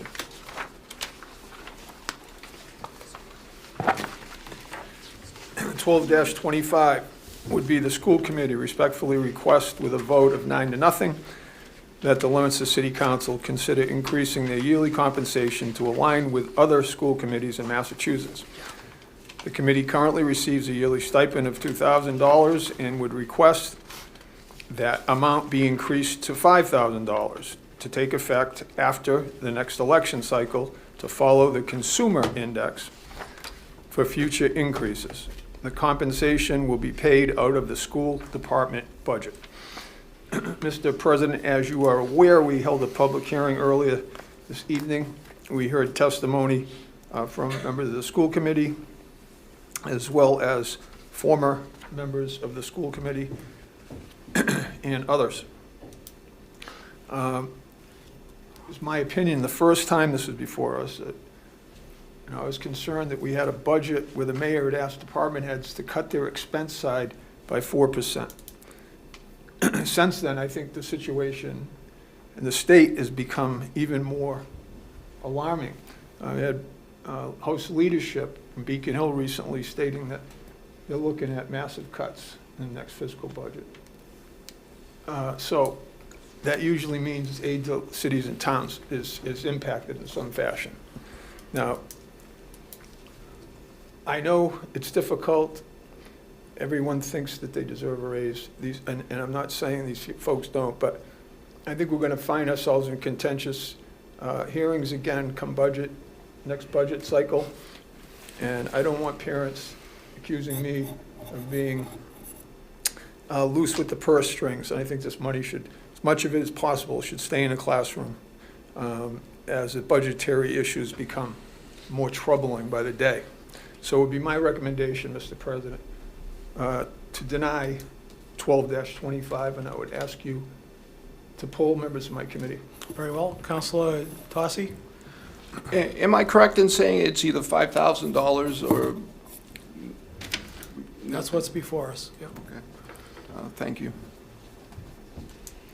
I agree. Okay. So you want to deny it as well, and Councilor Pauline Cormier? Well, I'm going to, with the utmost respect, disagree with my colleagues. I've spent a lot of time going through this and deciding on this. I've spoken with members of the school committee. I know they work very hard. They're very, very dedicated, and they've been through, finding a new superintendent. They've put in the time, they've put in the hours. They're at school committee members at every school event. I think that, and in speaking, and they spoke with the finance director of the schools, and he believes that they can, she believes, I'm sorry, that they can make this is sustainable to them. So with all due respect, I'm going to disagree, and I would vote in favor of increasing the stipend. All right, thank you, Councilor. So the majority opinion of Legal Affairs is to deny 12-25. Is there any further discussion? Councilor Shalfo-Zephyr. Thank you very much. I've gone back and forth about this a few times. I've talked to a lot of people. I understand arguments on both sides of it, and I very much appreciate, people's concern for keeping as much money as possible, in the classroom. However, I think that this is reasonable. I understand the school committee people put a lot of time and effort in. I think it's gone beyond, kind of a volunteer position. And it seems to me that a big change happened during COVID, when the schools had to be closed and there was all the controversy and all the late nights and all the meetings. And I think I'm comfortable with this. And I'm further supportive of it. The vote was 9-0, and that included the mayor. Now, he's in charge of the budget for the entire city. He certainly is in charge of the school budget when it comes to us. So he supported the raise to $5,000, so I'm going to tonight. Thank you. Okay, thank you, Councilor. Councilor Robbins? Thank you, Mr. President. I want to echo the comment of the councilor to my right about the role of a school committee member really changing, especially during COVID. I know we've heard it time and time again, but I was also one of those school committee members who was yelled at as I crossed the parking lot from this chamber that night. In the conversations that I've had, there's definitely differences of opinion on what the role of a school committee member really is. There's what's in the Massachusetts general law, and then there's supporting kids. And in my eyes, attending those events, those sports games, all of that kind of stuff is part of the job. And if you're going to be an effective school committee member, you're probably not going to get phone calls, but you're going to get the, hey, can I ask you a question? Or why do we do this the way we do it at those events and at the sports games? So to avoid going to those because, you've expended what you can already expend, or, I really think is a detriment to the students that the school committee serves. but also their families. Doing just some quick research on school committees close to us, Gardner, which has an enrollment of 2,500 students, that's a third of our enrollment, gets paid. They're actually upping it in calendar year 2025, but in this current calendar year, they're getting a stipend of $5,743. That's going up to $5,858. Some other close ones that I could find, all with smaller enrollments. Greenfield is getting $2,000, a sixth of the enrollment. So I really think that this is reasonable, and as was said before, if we do find ourselves in hard times, I think this is one of the first places that we should look to make the change if we have to. So I'm going to be in favor of this tonight. Thank you. Thank you, Councilor Robbins. Anybody else? Okay. All right, so Councilor David Cormier. Thank you. I will not be supporting this evening. You know, part of the problem is this. I certainly feel that there is something that is due in terms of a raise. And one of the members that, you know, had mentioned how much. I mean, we didn't have any dialogue about it, but certainly, you know, most departments in the city, when they're negotiating, police, fire, DPW, 2.5%, 3%, it depends, you know, on what they're negotiating that particular time. You know, they might get only a 2% raise, but they've agreed to other stipends, which aren't part of their regular salary. Maybe they're not getting other stipends, but they're getting 3% that year. So there's, you know, negotiations that come into play.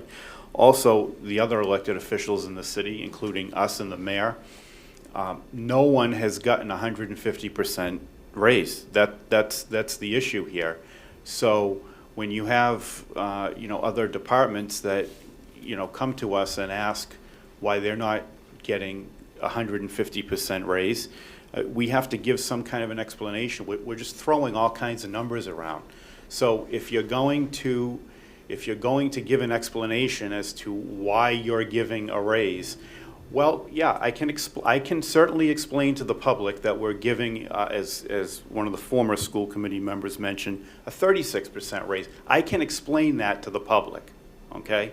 I can also tell the public that, provided that all other workers in the city in their negotiations got 2% over the past 15 years, that'd be 30% in their pay in the last 15 years.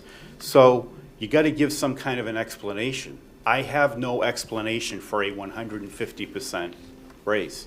So if they want to come back with, you know, a 30-something% raise, then I think I can entertain that. But I'm not going to set a precedent that we're just giving 150% raises. So that's my take. Anybody else? Councilor Ardinger, he hasn't spoken yet. Thank you, Mr. President. I agree with Councilor Cormier that the school committee probably deserves some type of a raise, but I'm a bit uncomfortable with the amount of this raise, and I would, I don't know, I think, you know, I'm really conflicted because they deserve some money. They put a lot of time in, but I just, my heart tells me that this is not the right figure, and I don't think it's for us up to tell them what the right figure is. It's for them to come up with a figure that they feel is really justifiable. And there were some suggestions made tonight that of a figure. Maybe that's the right figure. That's what I have to say. Thank you. Councilor Shalfo-Zephyr. Yep. Thank you very much. I mean, you know, on the one hand, you can look at it and you can say it's 130 or 150, you know, percent increase, right? And that's true. However, the councilor to my left who brought in real numbers. I mean, when anybody in business, and this goes for the city as well, who has done a recent salary survey to make sure that everybody in the city is being paid comparably, because you want to attract good talent, right? So businesses, cities, municipalities like us, they go out and they survey what other people are making, comparable people. What's your library director getting paid? You know, what's your DPW director getting paid? And the recent salary survey that the city did was implemented not that long ago. And several people, you know, jumped pay grades because that was consistent and it was competitive with what other people in those jobs were making in other cities.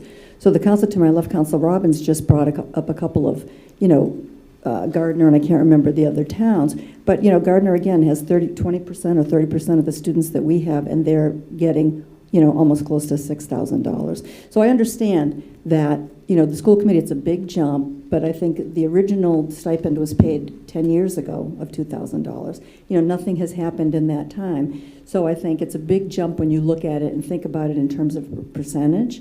But if you look at it and think about it in terms of what other communities are paying, their school committee people, I think it's entirely reasonable. And so I'm fine supporting it. I saw Councilor Robbins and Councilor Cormier. I'll get to you. I just want to make a comment about the percentages that were brought up by the speakers before and the Ward 3 councilor. With all due respect, I totally understand having to explain giving a raise. I've sat in on teacher negotiations all the way up to superintendent. The thing is, when we're talking about $2,000 and a 150% increase, that's very different than a $80,000 salary that you're talking about a 150% increase on. So I think the context of the numbers also plays into this. $24,000 is a big number and makes a difference. But as was mentioned by one of the former school committee members earlier, it doesn't even pay anyone's full salary. And I think that needs to just be thought about in this conversation as well. Thank you. Councilor David Cormier? Thank you, and I appreciate all the data. We didn't talk about Fitchburg. How much does Fitchburg pay their school committee members? Do we know how much Fitchburg pays? Nothing. Right. So when you take an average, okay, of all of the area here, if they get a $700 raise, $2,700, it's probably about an average of nothing, 5,000. We just throw all these numbers around, it's, so I'm still, I'm not in favor of this. Thank you. Anybody else before we vote? Councilor Frida? I've definitely been conflicted on this one as the Ward 2 councilor. I said the last time I'd like to see it less than 10,000. And if you I served on this school committee as the councilor to my right. It was different times, different situations, but school committees, to compare to a city council, you can't do that. The school committee acts as a body. You don't go out and individually, you might listen to people individually, but you don't make your decisions as a body. You don't represent a particular, even though it's ward representation, I know that argument would probably be had, but it's a body for education. That's what it is completely different than a legislative body. I know the percentages have been mentioned, and if you went through the whole state, you'd find a lot less money going to a lot more that probably get nothing for the school committee. I'm looking at it as going from approximately $167 a month, jumping up to close to $420 a month, that kind of an increase. That's a $250 a month increase. I think that's a little bit on the high side. Quite honestly, I was hoping when it came back, it'd come back at doubling what you're getting now. Go from $2,000 to $4,000. Maybe that $1,000 seems insignificant, but I think that's a big jump going $250 a month. I'm still conflicted. I'm not sure. I want to see a raise. I don't want to see it this high. I'm concerned with that, and I'm concerned with tying it to almost like a part-time job. It's not. You go to things in the school system because you're supporting the kids, if that's what you want to do. There shouldn't be and I get it. There's an ability to pay for tickets. We all did that. We did that with no funding. And it was difficult sometimes, but you did it because it was the right thing to do. It was just to be there. And I think it was mentioned, if you do things, there should be some reimbursement for it. But I don't know, I guess I'm still kind of, I wish it was less. I don't know, I'll see when the vote comes to me what I'm gonna do with it. Okay. Thank you, Councilor Frida. Anybody else? All right, I'm going to do this by roll call. So a yay vote is to support the committee's recommendation by a split vote of 2-1 to deny. A yay vote is to deny the petition. I'll start with Councilor David Cormier. So in other words, yes means no, so Exactly. I am yay. Councilor Pauline Cormier. Nay.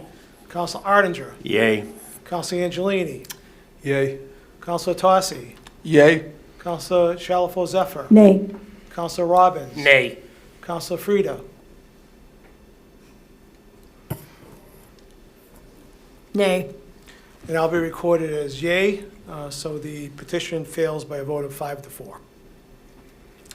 Moving on to 5-25, the chairman ready to report.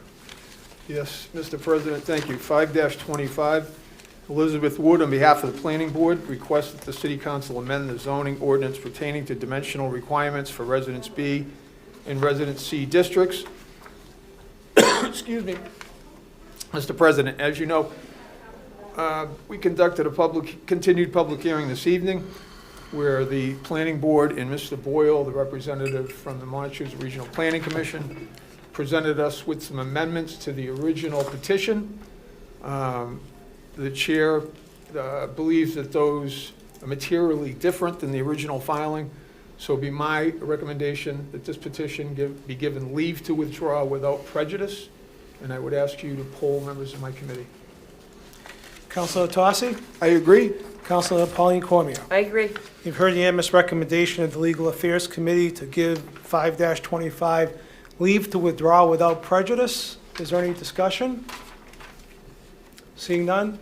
All those in favor of the granting leave to withdraw without prejudice, please indicate in the usual manner. By a vote of 9-0, 5-25 has been given leave to withdraw without prejudice. Moving on to 10-25, I noticed that's on for hearing at our next meeting, Mr. Chairman, so I assume the recommendation is further time. It is indeed. Councilor Tossi. I agree. Councilor Pauline Cormier. I agree.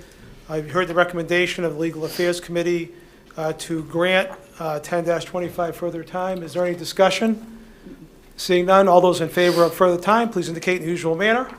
By a vote of 9-0, 10-25 is given further time. Moving on to the Public Safety Committee and 11-25, is the chairwoman ready to report? Yes, I am. 1125, Claire Frida, Councilor at Large. Request on behalf of Paul and Lisa Gove of Gove Farm, establish a 25 or 30 mile per hour speed zone on Mechanic Street from the bridge at Johnny Rowe Park to the Lancaster Town Line. Speed to be determined by the Leominster Traffic Department within this police department. We had a public hearing at our last meeting. We had another public hearing today, this evening. We also had a subcommittee meeting with Sergeant Robichaud, the traffic officer, as well as Mark Pomeraney from the DPW. So at this point, the police department is collecting data. They have an electronic sign that flashes people's speeds as they are heading up that hill toward Gove Farm, and it is collecting data at the same time. So my recommendation at this point, having left the public hearing open, is to give 11:25 further time. And I would ask that you check with my committee, please. All right, Councilor Angelini I agree. and Councilor Frida. I agree. So the unanimous recommendation of the Public Safety Committee is to give 11-25, excuse me, further time and to continue the public hearing until November 12th at 6:30 p.m. Right. Any further discussion? Seeing none, all those in favor, please recognize the usual manner. All right, 11-25 has been given further time with a continued public hearing, 11-12 at 6:30. Moving on to city property. Councilor Arndinger, right now, that is scheduled for a public hearing at 6:40. I'm going to ask that we move that to 6:10, if that's okay with you. That's fine. Councilor Shalfo wanted 20 minutes for her public hearing. Council Frida? Just a quick question. Why is there a public hearing on this? We scheduled one and voted on it, so I guess that's one reason. But it doesn't require a public hearing. Well, I think we should probably have it I think if we so. scheduled it. At this point, because some people are expecting it. All right. So, All they'd have to do is go to the mayor and ask him to put sidewalks up. We can't do anything. That's why we shouldn't be having a public hearing. It's kind of giving people false hope. false hope. It's a monetary issue, so. Yeah, we can't appropriate it. Well, we opened a door, so. They've been told that, but they asked me to still submit the petition, so. All right, well, if it's been scheduled for a public hearing, I mean, we can vote on it. But I'm going to suggest we give it further time, and that we schedule the public hearing at 6:10 instead of 6:40. And let's see, who you're sitting with. Counselor Robbins? You okay? And Counselor Tossi? Yes. You've heard the unanimous recommendation of city property to give 14-25 further time and to schedule a public hearing on November 12th at 6:10 PM. Is there any further discussion? Okay, all those in favor, please recognize usual manner. Anyone opposed? By a vote of 8-1, that may be done. Ways and Means, moving on to appointments. We've already handled C15, moving on to C16. Oh, C16, Dean J. Mazzarella, Mayor, requests that the attached list of election workers for the November 5th, 2024 state election be appointed. Everyone has a copy of the election workers, the entire list. This is available at the clerk's office. I am not going to read it. It would be my position that we grant the appointment, and I'd ask you to check with members of my committee. Council Arndinger? I agree. And Council Cormier? I also agree. We heard the unanimous recommendation of Ways and Means to grant C-16. Is there any further discussion? Council Frida? Just a quick question. I don't even know if it matters. Do we still call it a state election even though it's a presidential election as well? Do we have to say, we don't have to say presidential? Or just state? Okay. Okay. Any other questions? All right. All those in favor, please recognize usual manner. Anyone opposed? By a vote of 9-0, C-16 has been granted. Moving on to 13-25. 13-25, Elizabeth Dorian, City Clerk, requests that the City Council grant the attached election order for the November 5th, 2024 state election. This was given regular course on the last date. Mr. President, I believe I read this in on the last date. I don't know if it needs to be read in again. No. But copies are available in the clerk's office, and actually I believe they're posted over at all different locations within the city, and anybody can refer to the clerk's office. So I'm asking that we grant the election order, and I'd ask you to check with members of my committee. Council Arndinger? I agree. Council Cormier? I also agree. You've heard the unanimous recommendation of Ways and Means to grant 13-25. Is there any further discussion? None? You've heard there's an election coming up? All those in I feel like we favor? live in New Hampshire. If you look at all the, We know there's an election in New Hampshire. Oh, Yes, my we do. God. For governor. All those in favor, please recognize usual manner. Okay, and make sure, council, we have to sign this, I take it, in both Spanish and English. Okay. Make sure you sign this before you leave. I'll sign it and pass them along. And then, now we can move on to new business and the first reading of an ordinance. Thank you, Mr. President. This is formally petition 7-25. It was Elizabeth Wood on behalf of the Planning Board, request to amend the zoning ordinance pertaining to upper story dwelling units.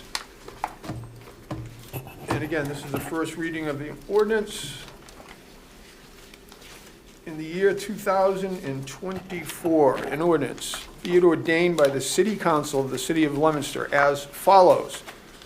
Amending Chapter 22 of the revised ordinances entitled zoning, Section 22-4 of the revised ordinances entitled Definitions is hereby amended by inserting the following. Upper story dwelling units, one or more dwelling units located in the same building as and on the stories above a first floor non-residential use. And further, by amending section 22-17 entitled Underlying Districts Table of Uses by adding the following. And I'm going to read off the chart as it will appear in the zoning book. Under residential uses, upper story dwelling units, and I'm just going to read the first line with the applicable zones, and the others I will just read whether it's permitted or not.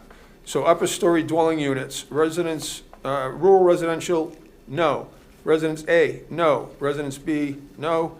Residence C, special permit, planning board.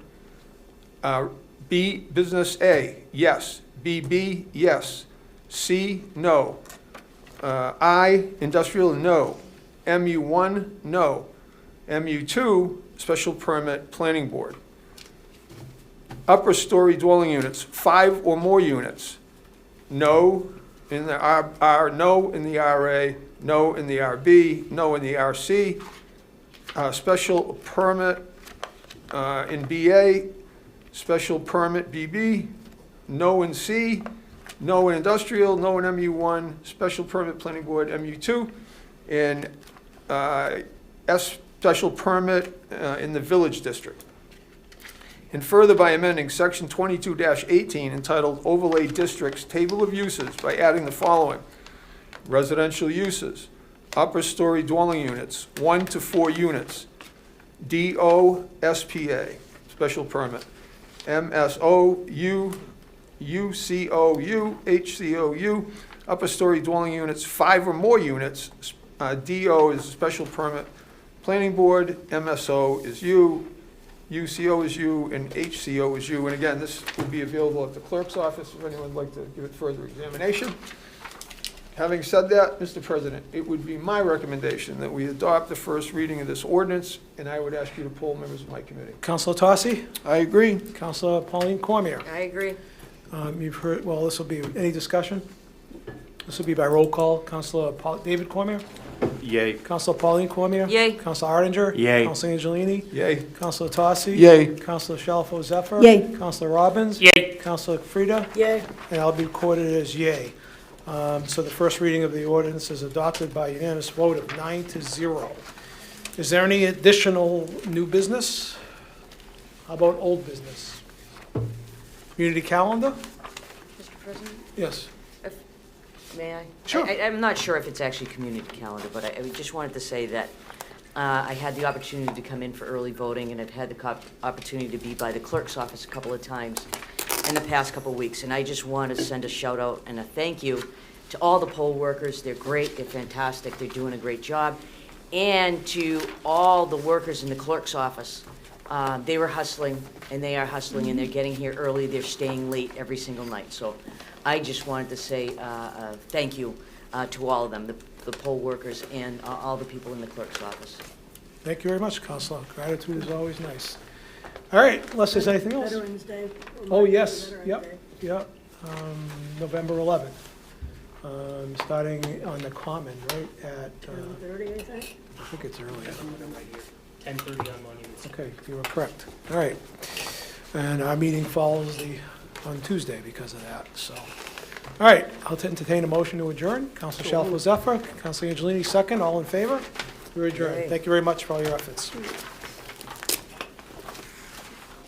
The Leominster City Council meeting is funded in part by DeCarolis Insurance Agency at www.decarolisinsuranceagency.com and by Avidia Bank at www.avidiabank.com.